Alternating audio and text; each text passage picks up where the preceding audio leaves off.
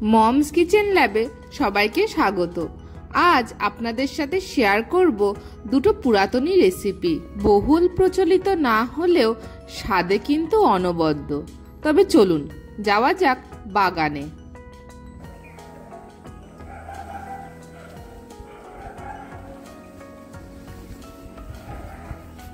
বন্ধুরা, চলে এলাম বাগানে উচ্ছে পাতা তুলতে।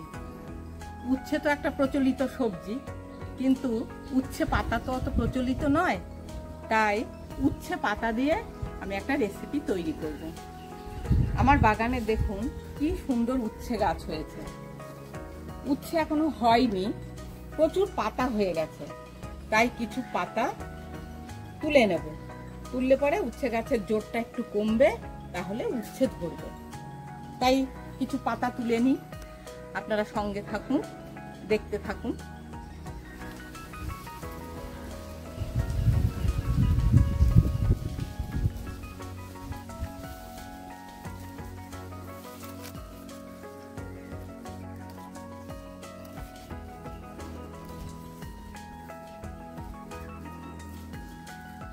কি বড় বড় হয়েছে দেখুন পাতাগুলো।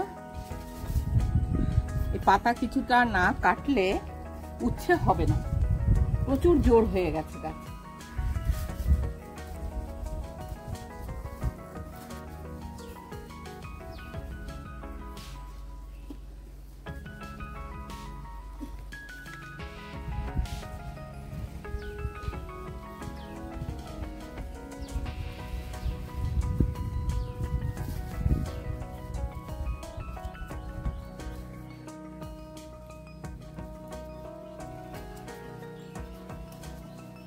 এই যে এতগুলো পাতা তুলেছি, আর তুলবো না। এবার গাছটা অনেক ঝাঁপিয়ে গেছে, তাই হালকা করে দিলাম। চলুন এবার আপনাদের ঢেঁড়স গাছ দেখাই। সেই ছোট্ট ছোট্ট ঢেঁড়স গাছ এখন একটু বড় হয়েছে, ঢেঁড়স ধরাও শুরু হয়ে গেছে। এই যে ঢেঁড়স গাছ দেখুন, ঢেঁড়স ধরাও শুরু হয়ে গেছে। এই যে খুব ছোট্ট ছোট্ট গাছে ঢেঁড়স ধরা শুরু হয়েছে। এই গাছগুলো এইরকমই, খুব ছোট থেকেই ঢেঁড়স দেয়। এই দেখুন গাঠি কচু গাছে পিলি দেওয়া হয়ে গেছে। এই পিলির মধ্যেই কচু গাছে কচু দেবে। গাছগুলো অনেক বড় হবে, সেই ভাদ্র আশ্বিন মাসে গিয়ে কচু তুলবো, তখন আবার আপনাদের দেখাবো কেমন কচু হয়েছে। বন্ধুরা দেখুন আমার পাঁচিলের সাথে অযত্নে কেমন আমরুল শাক হয়েছে। এরা যত্ন ছাড়াই বড় হয়েছে, তাই এগুলোকেই বা নষ্ট করি কেন, আর ফেলেই বা দেবো কেন? এইগুলো দিয়েও একটা সুন্দর রেসিপি তৈরি করব। তাই চলে এলাম এই আমরুল শাক তুলতে। এই আমরুল শাক দিয়ে করব আজকে আমরুল শাকের টক। খেতে খুবই সুস্বাদু। এই গরমের দিনে শেষ পাতে আমরুল শাকের টক দারুণ জমে যাবে। এবার তুলতে শুরু করছি আমরুল শাক।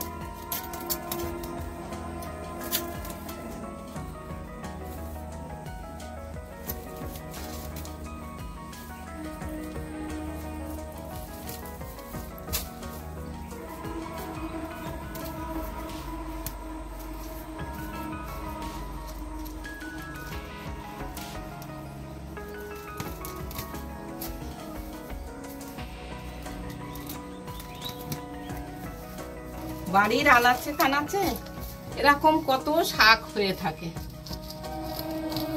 সেগুলোকে তুলে রান্না করলেও সুন্দর সুন্দর সবজি তৈরি করা যায়।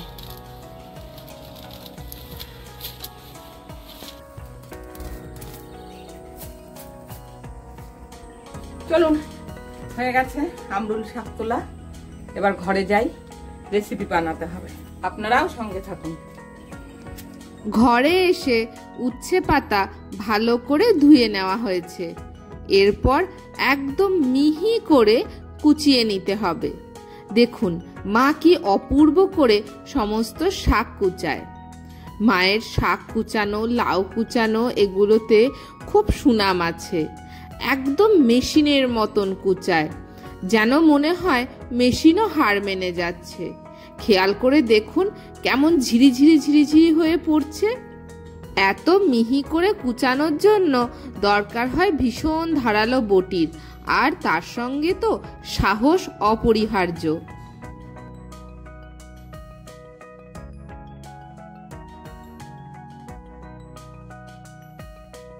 উচ্ছে পাতা কুচানো হয়ে গেছে। এতে লবণ দিয়ে ভালো করে মাখিয়ে ঢাকনা চাপা দিয়ে মোটামুটি 20-25 মিনিট রেখে দিতে হবে। এতে উচ্ছে পাতা দিয়ে তেতো জলটা ছেড়ে দেবে। এবার গ্যাসে কড়াই বসিয়ে তাতে সর্ষের তেল দিয়ে দিতে হবে। তেল গরম হলে টুকরো টুকরো করে কেটে রাখা বেগুন তেলে ছেড়ে দিতে হবে। তবে এই বেগুন আগে থেকে কেটে লবণ চিনি মাখিয়ে মিনিট 10 রাখা ছিল। ভালো করে ভেজে নিতে হবে। ভাজা হয়ে গেলে তেল ছেঁকে ছেঁকে সমস্ত বেগুন তুলে নিতে হবে। ওই তেলেই ছোট ছোট টুকরো করে কেটে রাখা আলু দিয়ে দিতে হবে। ভালো করে ভেজে নিতে হবে। ভাজা হয়ে গেলে তেল ছেঁকে ছেঁকে আলুর টুকরো তুলে নিতে হবে।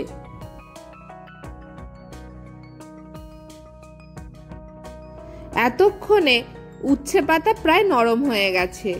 এবার উচ্ছে পাতার জল চিপে ফেলে দিতে হবে।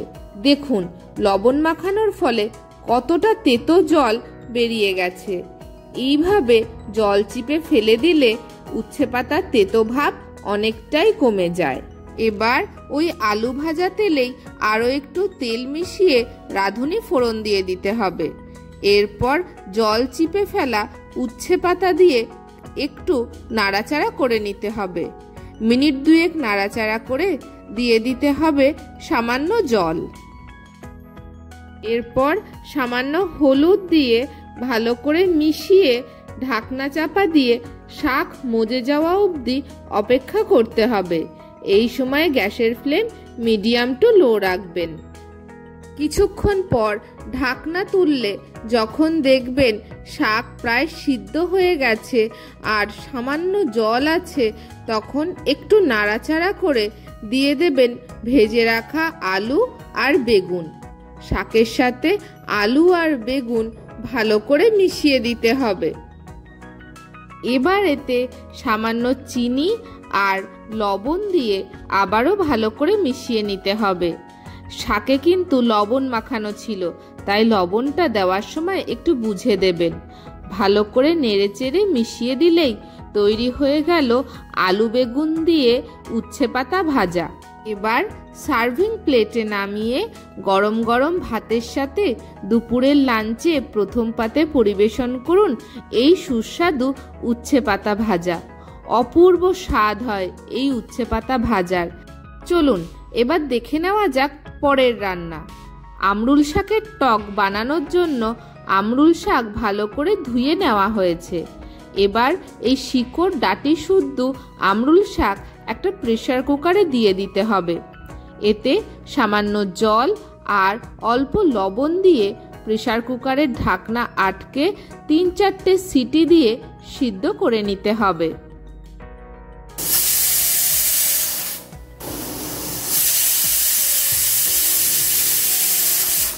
প্রেসার কুকারের ভেপার পড়ে গেলে প্রেসার কুকারের ঢাকনা খুললে যখন দেখবেন শাক একদম সিদ্ধ হয়ে গেছে, তখন একটা থালাতে নামিয়ে নিতে হবে। ঠান্ডা হওয়ার জন্য বেশ কিছুক্ষণ রেখে দিতে হবে। এই সময় কড়াইতে অল্প জল দিয়ে তাতে ছোট ছোট টুকরো করে কাটা মিষ্টি আলু দিয়ে একটু মিশিয়ে একটা ঢাকনা চাপা দিয়ে মিনিট 5-7 মজতে দিতে হবে। মিনিট 5 পর ঢাকনা তুলে তাতে কুচি কুচি করে কেটে রাখা লাউ দিয়ে দিতে হবে। সামান্য লবণ দিয়ে আবারও ভালো করে মিশিয়ে ঢাকনা চাপা দিয়ে মজতে দিতে হবে।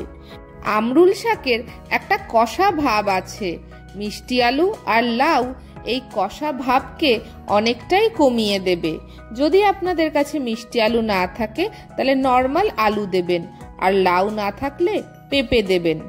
এবার ঢাকনা তুললে যখন দেখবেন মিষ্টি আলু আর লাউ মজে গেছে, তখন একটা থালাতে তুলে ঠান্ডা হতে দেবেন। মিষ্টি আলুর কষের জন্য লাউয়ের রঙও একটু কালচে হয়ে গেছে, তবে এতে কোনো সমস্যা হবে না। এবার একটা শুকনো কড়াইতে 1 চামচ 5 ফোড়ন দিয়ে ভেজে নিতে হবে। 5 ফোড়ন ভাজার গন্ধ বেরোলে একটা বাটিতে নামিয়ে ঠান্ডা হতে দিতে হবে। ঠান্ডা হলে গুঁড়ো করে নিতে হবে। এতক্ষণে আমরুল শাকও ঠান্ডা হয়ে গেছে। আমরুল শাক ঠান্ডা হয়ে গেছে, এবার এগুলোকে ভালো করে চটকে নেব। এই আমরুল শাক আমাদের বাড়িতে, আমার বাপের বাড়ি আনাচে কানাচে প্রচুর হয়ে থাকতো। জ্বর হলে মুখে তো রুচি থাকতো না আমাদের, তখন আমার মা এই আমরুল শাকের টক করে খাওয়াতো। বলতো এই আমরুল শাকের টক খা, মুখে রুচি আসবে। আর কচি কচি আমরুল পাতা তুলে নুন দিয়ে আমাদের চিবিয়ে খেতে দিত, ভীষণ মুখে রুচি আসতো। মানে ভেষজ গুণে ভরপুর এই আমরুল পাতা, এর যে কত উপকারিতা বলে শেষ করা যাবে না। আমরা অজান্তেই কত কিছু যে এই ভেষজ জিনিস খেয়েছি, সবকিছুর উপকারিতা জানা ছিল না। খাওয়া যায় সেই ভেবেই আমরা খেতাম। আমার মাও জানতো কিছু কিছু উপকারিতা, তা আমাদের খাওয়াতো। তখন তো আমরা এইসব পাতা লতা খেয়েই সুস্থ থাকতাম, ডাক্তারের তো বড়ই অভাব ছিল।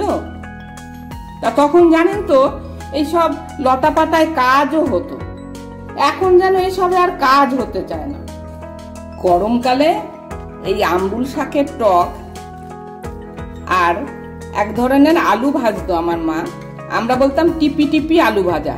টিপে টিপে আলুটাকে সেদ্ধ করে টিপে টিপে নিয়ে ভাজতো, সে যেন আমরা অমৃতের মতন খেতাম। এই আমরুল শাকের টক আর আলু ভাজা, আর কিছুই আমাদের লাগতো না।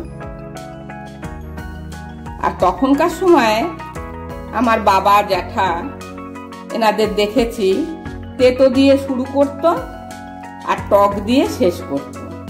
তা আজকের লাঞ্চেও আমাদের তেতো দিয়ে শুরু হবে আর এই আমরুল শাকের টক দিয়ে শেষ হবে।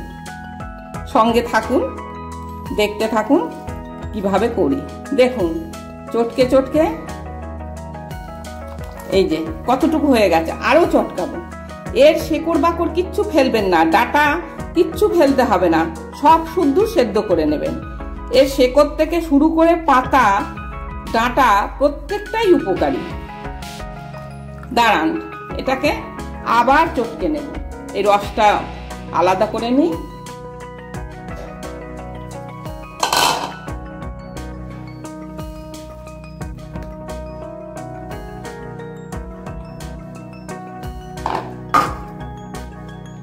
আবার একটু এতে জল দেব, ঠান্ডা জল দিয়ে আবার এটা চটকাবো, টক ভাবটা সব বার করে নেব।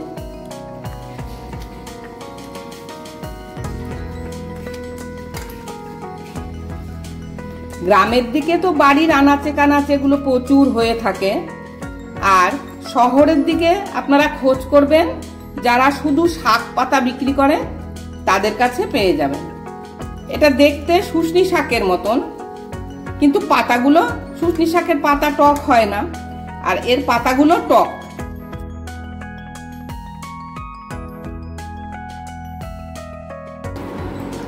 দেখুন এই দ্বিতীয়বার চিপে নিলাম, টক ভাব সব বার করা হয়ে গেছে। দেখুন কতখানি ছিল আর কতটুকু হয়েছে। এবার এটাকে ফেলে দেব। এবার সিদ্ধ করে রাখা মিষ্টি আলু আর লাউ ভালো করে চটকে মেখে নিতে হবে। দেখুন মাখা হয়ে গেছে। এবার কড়াইতে দিয়ে দিতে হবে সর্ষের তেল। তেল গরম হলে দুটো শুকনো লঙ্কা ফাটিয়ে দিয়ে দিতে হবে। মিনিট খানেক একটু নাড়াচাড়া করে দিয়ে দিতে হবে 1 চামচ আদা কুচি। আদা মিনিট খানেক ভেজে নিতে হবে। এরপর এতে 1/2 চামচ দারচিনি গুঁড়ো দিয়ে দিতে হবে। একটু নাড়াচাড়া করলে যখন দারচিনি দিয়ে সুন্দর গন্ধ বেরোবে তখন দিয়ে দিতে হবে 1/2 চামচ সর্ষে গুঁড়ো।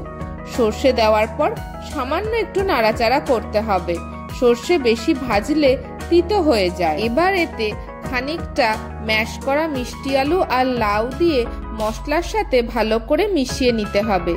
এবার বাকি ম্যাশ করা মিষ্টি আলু আর লাউ দিয়ে ভালো করে মিনিট 2-3 কষে নিতে হবে। কষানো হয়ে গেছে, এবার আমরুল শাকের কাত ঢেলে দিতে হবে। মিষ্টি আলু আর লাউয়ের সাথে আমরুল শাকের কাতও ভালো করে মিশিয়ে দিতে হবে। মিষ্টি আলু আর লাউ দেওয়ার ফলে এই টকের ঘনত্ব অনেকটাই বেড়ে যায়, খেতেও খুব সুস্বাদু হয়। এবার এতে 1 চামচ চিনি দিয়ে দিতে হবে। ভালো করে মিশিয়ে মিনিট খানেক ফুটিয়ে নিতে হবে। এতে টক ভাবটাই বেশি হবে, মিষ্টি সামান্য দেবেন। মিনিট খানেক ফুটিয়ে দিয়ে দিতে হবে ভেজে রাখা 5 ফোড়নের গুঁড়ো। এবার ভালো করে মিশিয়ে দিতে হবে। তারপর গ্যাস বন্ধ করে ঢাকনা চাপা দিয়ে মিনিট 5 রেখে দিতে হবে। ঠান্ডা হয়ে গেলেই একটা বাটিতে করে শেষ পাতে পরিবেশন করুন এই আমরুল শাকের টক। যারা শেষ পাতে টক দিয়ে ভাত খেতে চান তাদের জন্য আসছে একটা স্পেশাল আলু ভাজা। চলুন দেখে নেওয়া যাক আলু ভাজার রেসিপি। প্রথমে কিছু সিদ্ধ আলু হাতের সাহায্যে ছোট ছোট টুকরো করে নিতে হবে।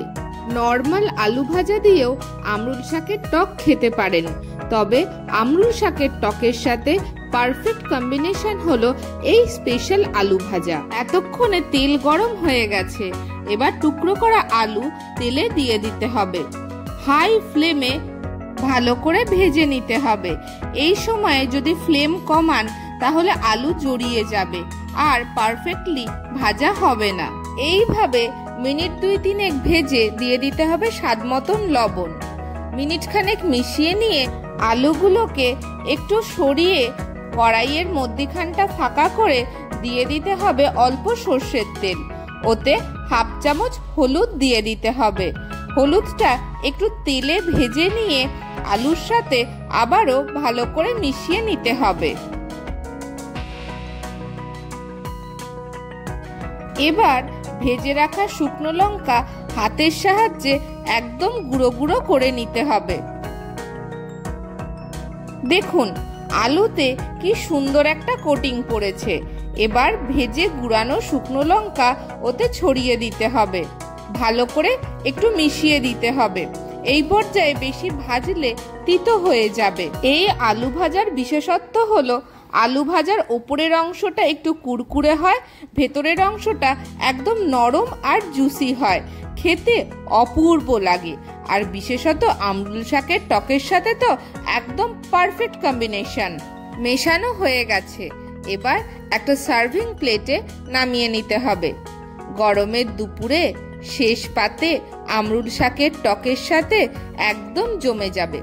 ভিডিওটি কেমন লাগলো অবশ্যই কমেন্টে জানাবেন।